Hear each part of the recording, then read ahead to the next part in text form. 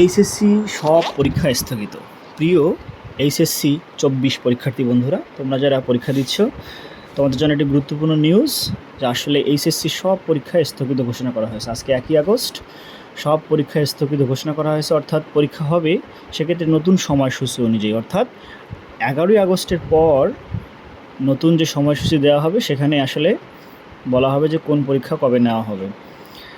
আজকে বৃহস্পতিবার 1 আগস্ট আন্তঃশিক্ষা সমন্বয় কমিটির সভাপতি অধ্যাপক তপন কুমার সরকার এ তথ্য জানিয়েছেন যে 24 সালের উচ্চ মাধ্যমিক বা এইচএসসি সমমানের যে পরীক্ষা 30 জুন শুরু হয় এবং এটা শেষ হওয়ার কথা ছিল 11ই আগস্ট, আর ব্যবহারিক পরীক্ষা 12ই আগস্ট থেকে 21শে আগস্টের মধ্যে শেষ হওয়ার কথা ছিল।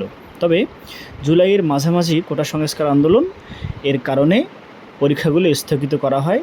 আশা করা হয়েছিল যে 4 আগস্টের পর পরিস্থিতি স্বাভাবিক হবে, তবে পরিস্থিতি স্বাভাবিক না হওয়ার কারণে তোমাদের সকল পরীক্ষাগুলো স্থগিত ঘোষণা করা হয় এবং এর পরবর্তীতে 11 আগস্টের থেকে নতুন সময়সূচি অনুযায়ী পরীক্ষা অনুষ্ঠিত হবে। অর্থাৎ তোমাদের তাহলে নিশ্চিত থাকতে হবে যে পরীক্ষা অবশ্যই হবে, কিন্তু সেটা নতুন সময়সূচি অনুযায়ী, অর্থাৎ 11ই আগস্টের পর নতুন করে রুটিন দেওয়া হবে এবং ওই রুটিন অনুযায়ী পরীক্ষা নেওয়া হবে।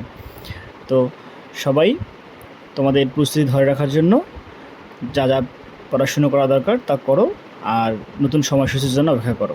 ধন্যবাদ সবাইকে।